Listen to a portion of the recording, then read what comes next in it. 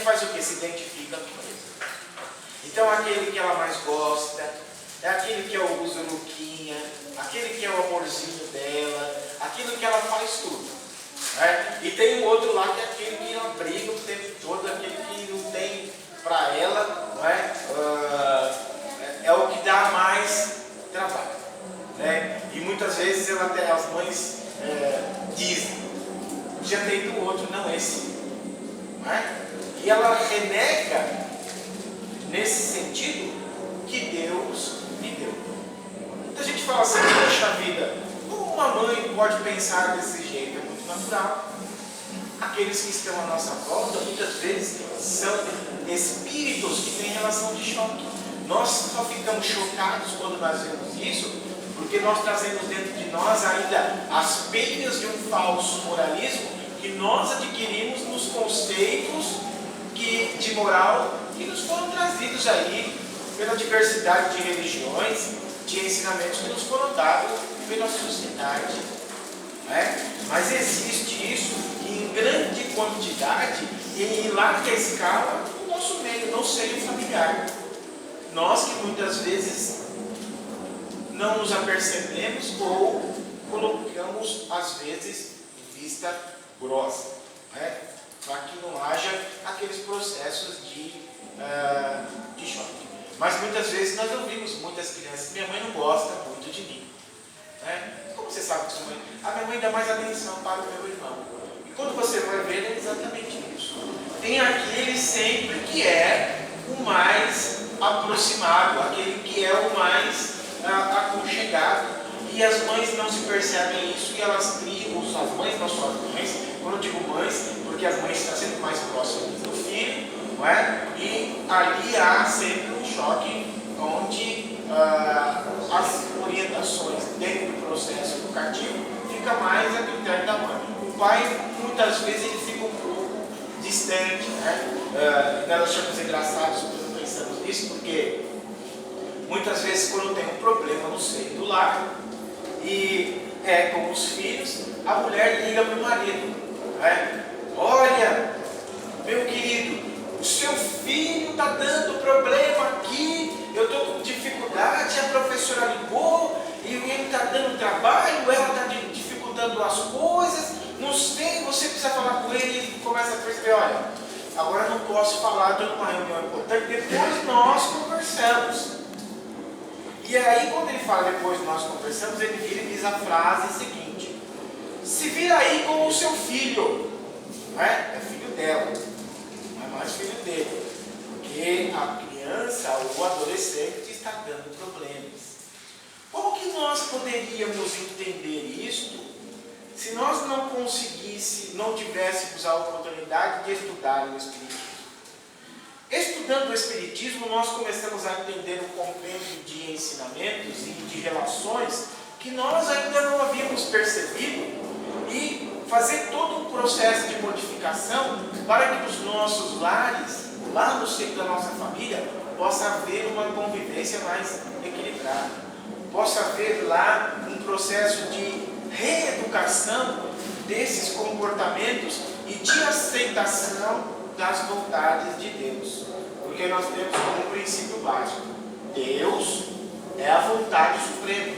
Eu respeito as vontades de Deus, não é? Então, se Deus houvera por bem retornar o filho seu ao mundo espiritual, ele tem os seus motivos. Cabe a nós, como filhos, entendermos isso. É claro que não estamos dizendo aqui que nós temos que encarar um retorno de um filho nosso ao plano espiritual com frieza. Nada disso.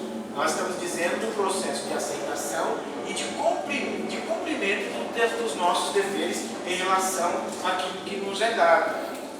Porque o livro dos Espíritos nos diz que nós temos missão como pais.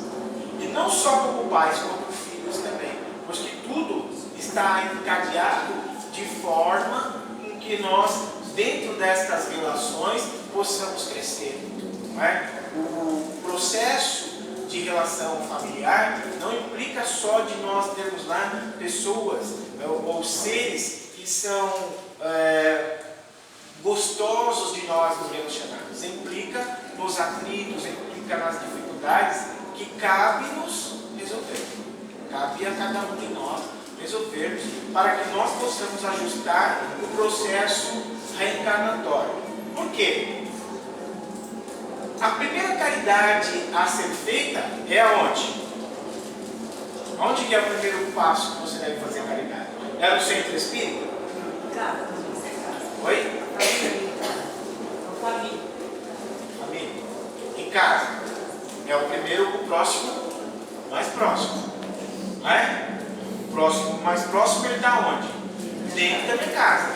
Está representado lá pelos meus filhos, pela minha esposa. É isso? Ora, só que quando eu reencarno, eu trago dentro de mim uma série de problemas também. Não é? Eu trago uma série de coisas que eu tenho que resolver comigo mesmo. Como é que eu vou me relacionar bem com a minha família, com os meus, se eu não entender direito como é o meu próprio funcionamento? Qual é a minha obrigação dentro do lar? Qual é a minha obrigação para com o próximo? E o que fica mais grave? Se eu não gostar de mim, como é que eu vou me relacionar com o outro? Já pensaram nisso?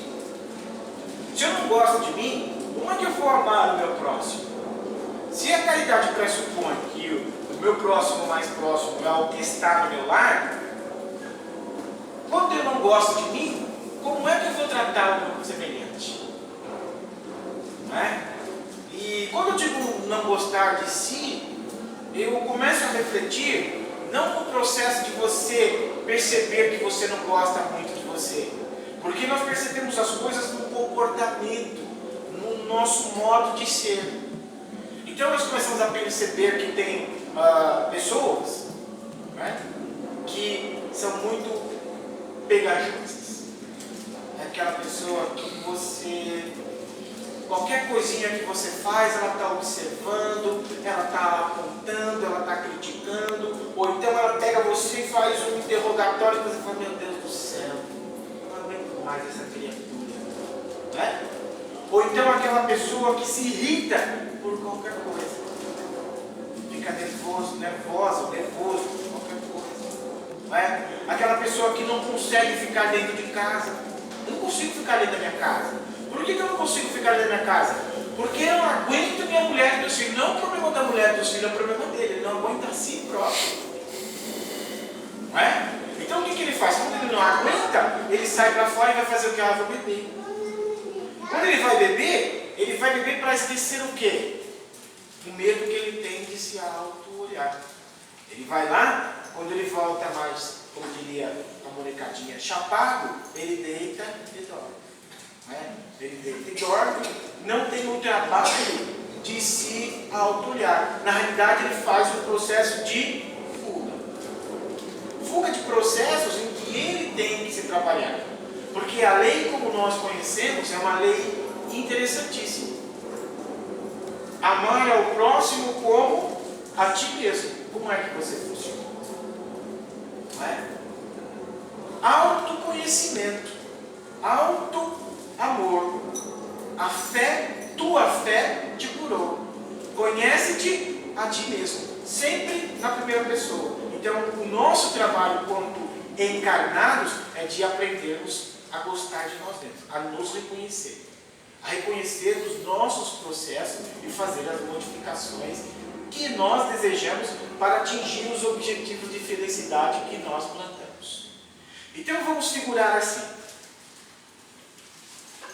Quem é que pensa? É o corpo? No ouvido? Não. Estamos numa Assembleia de Espíritas. Estamos? Estamos estudando. Estamos? Mas estamos num processo de reflexão. E nós dissemos, e nós todos aqui sabemos que a doutrina espírita é o quê? Uma doutrina que tem uma fé no ouvido de novo. Então, sobre hoje, raciocinar. Então, a obrigação como adepto nossa é de raciocinar. Concorda ou não? Tem alguma dúvida nisso? Não. Não, temos que raciocinar, temos que pensar. Não tem jeito. Se eu fui na doutrina espírita, quando eu adentrei uma casa espírita, contato com o Evangelho, contato com os ensinos espíritas, é para aprender a pensar. Não tem outro jeito. E nós, como espíritas, não temos possibilidade nenhuma de dizermos assim: eu não conheço o Evangelho de Jesus. Não dá. Nós falamos assim: esse crioulo está louco. Como é que ele pode falar que eu não conheço, que eu não posso dizer que eu não conheço o Evangelho de Jesus? Ora, por uma questão muito simples. Se eu aceito a reencarnação, os processos reencarnatórios, logo eu não sou fruto de uma encarnação só. Quando Jesus esteve aqui, provavelmente eu estava no plano espiritual ou estava encarnado. Muitos de nós colocou chiclete na cruz, né? Muitos de nós foi lá e atirou pedra no mestre, né? Muita gente diz isso. Por quê? Pelo processo reencarnatório, nós temos tido contato com o Evangelho de Jesus há mais de 2000 anos. A nossa dificuldade não está em conhecer o Evangelho, a nossa dificuldade está em vivenciar o Evangelho. Então nós estamos encarnados hoje por um processo de lógica, de raciocínio linear. Raciocínio linear é aquele raciocínio reto, objetivo, né? Que a ciência faz.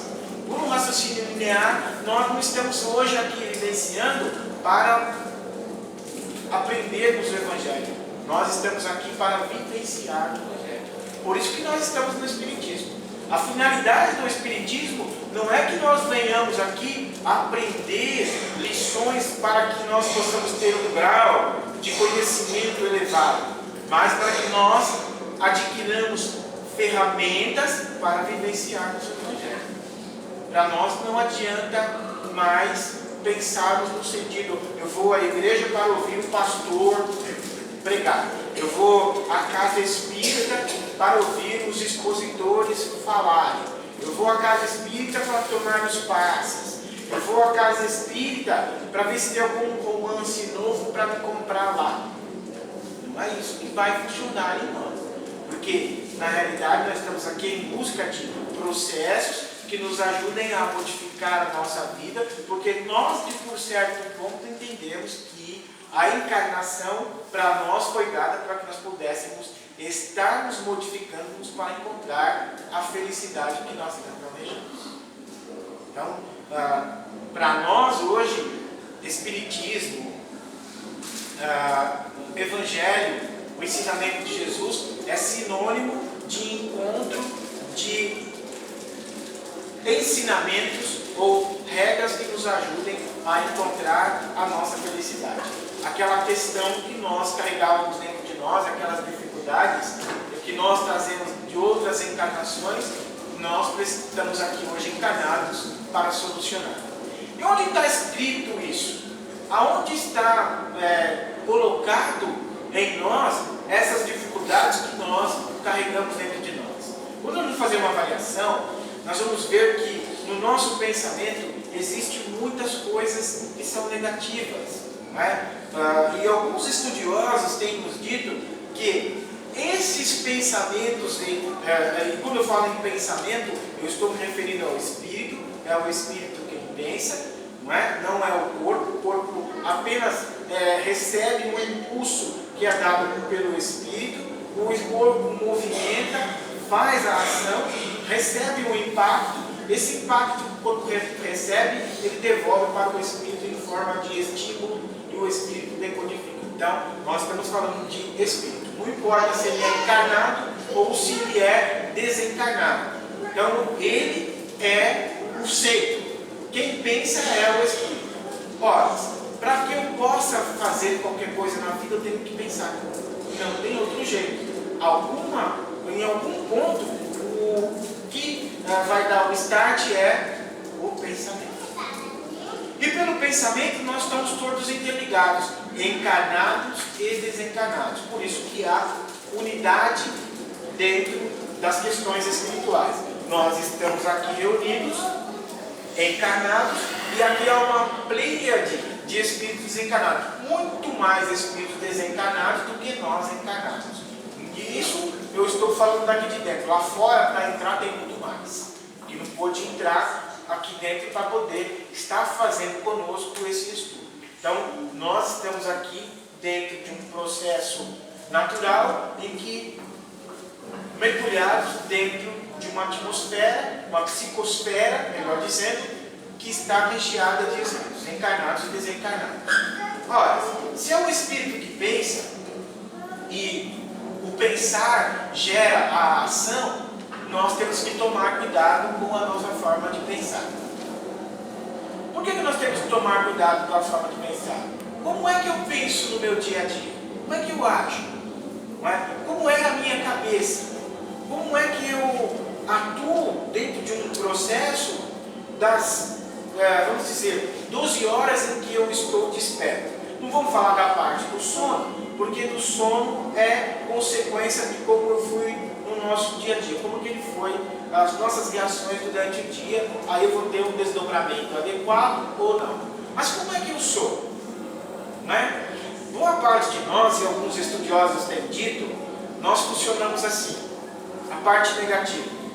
Nós muitas vezes temos muita ansiedade, né? Nós estamos com muita ansiedade, nós estamos lá na frente, lá no futuro, ou nós estamos lamentando muito, lamentando as coisas que passaram, lamentando as nossas dificuldades, ou nós estamos num processo de reclamação, nós reclamamos muito das coisas, e é um reclamar muito intenso em cada um de nós, ou nós temos excessos de preocupação, aquelas preocupações que muitas vezes a gente deita com uma preocupação e acorda de cabelo branco, não é?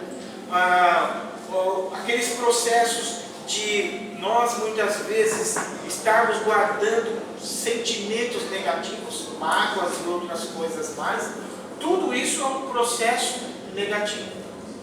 Qual é a consequência disso?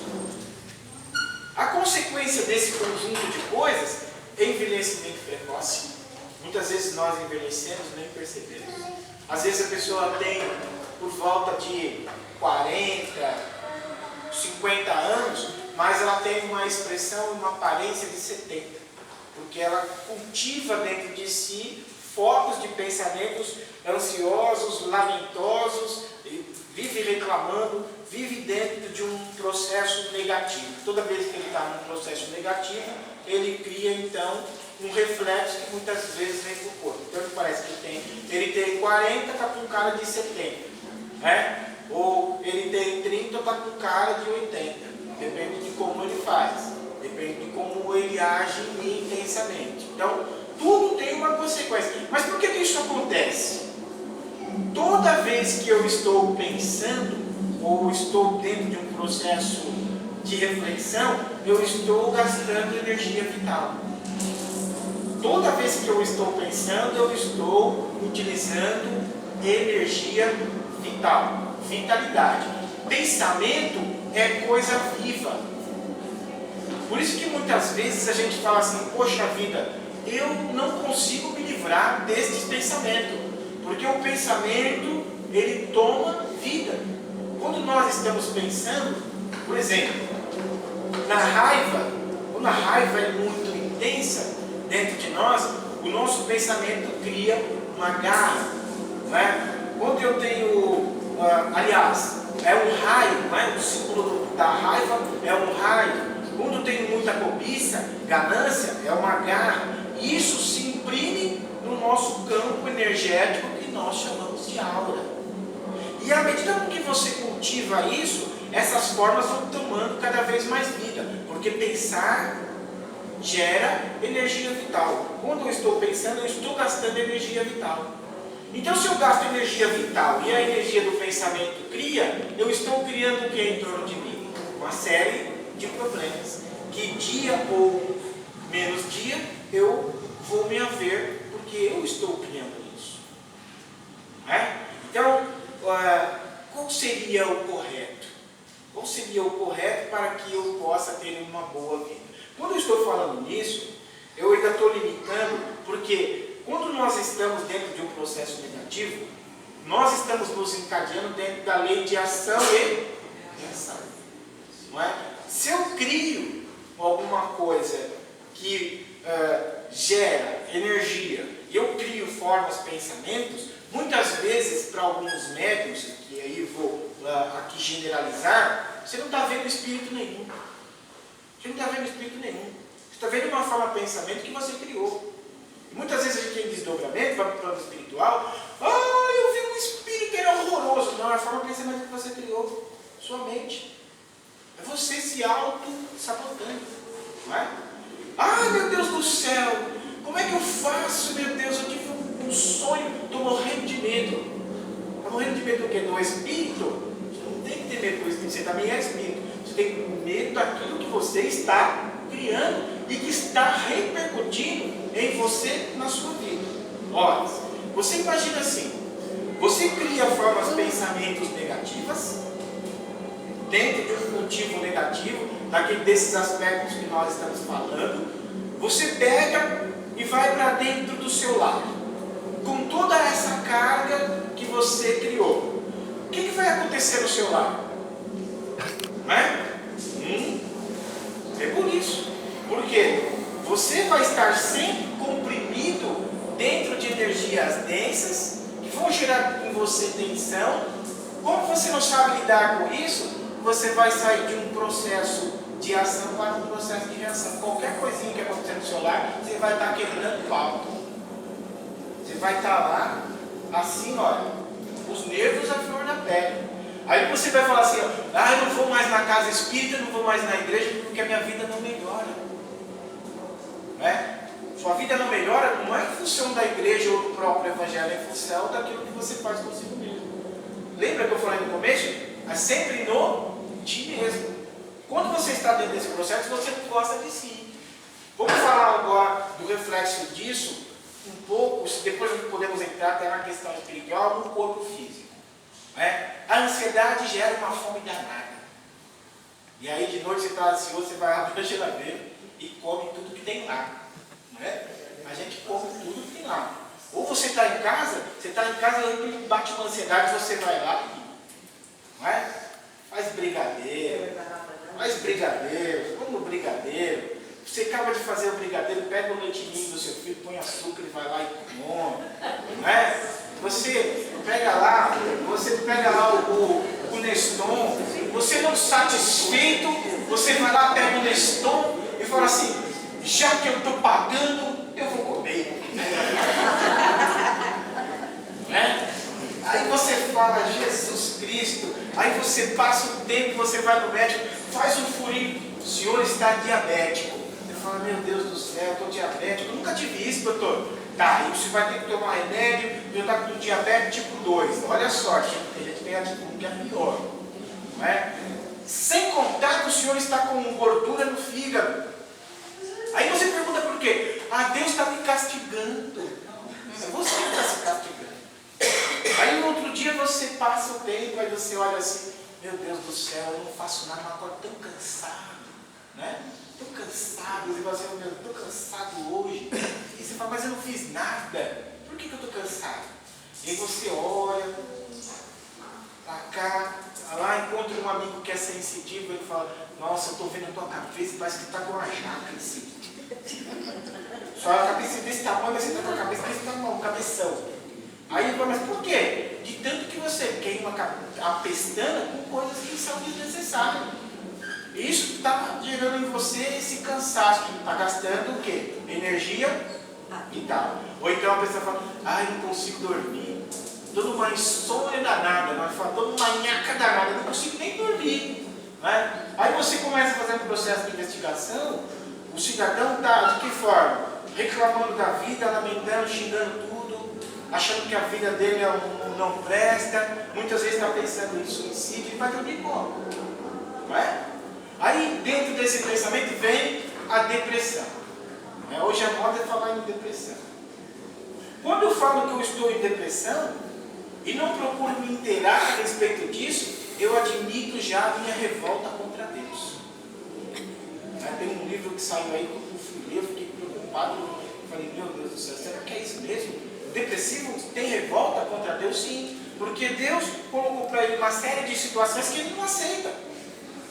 Ele criou uma série de processos em torno da vida dele, e nós estamos inseridos dentro da lei de ação e reação. O nosso mundo é o mundo dos efeitos, porque o mundo das causas é o mundo espiritual, então eu estou sob o efeito daquilo que eu plantei. E eu não aceito, aí não, fico com uma tristeza só, eu não aceito Cristo, né?